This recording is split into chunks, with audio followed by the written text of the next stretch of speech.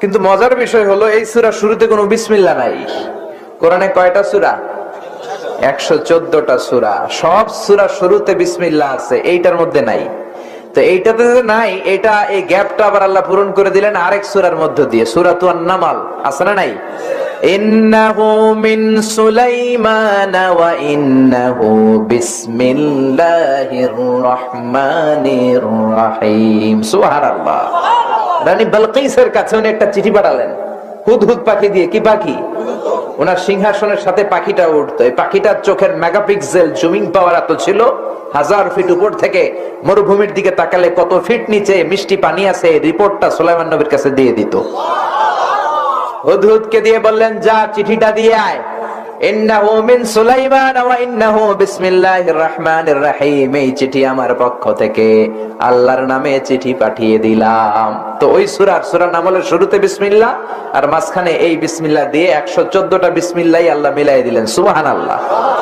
আগের কালে মুরব্বীরা মেয়ে দেখতে গেলে জিজ্ঞেস করতো, মা বলো কোন সূরায় নাই বিসমিল্লাহ, কোন সূরায় 2 বিসমিল্লাহ। ঠিক কিনা? এখন এগুলো নাই। আগে জিজ্ঞেস করতো, মা এক সূরা ফাতিহা পড়ে একটু শোনাও। এখন কয়, তুমি চাইনিজ রাখতে জানো কিনা বলো। হ্যাঁ, তুমি বার্থডে পার্টিতে কি করতে হয় বলো। হ্যাপি বার্থডে টু ইউ গানটা শোনাও। আছে না নাই? আহা, সব আমরা হারাতে বসেছি। আগে জিজ্ঞেস করতো কোন সূরায় নাই বিসমিল্লাহ, কোন সূরায় 2 বিসমিল্লাহ। এজন্য এগুলো জানার দরকার আছে না নাই?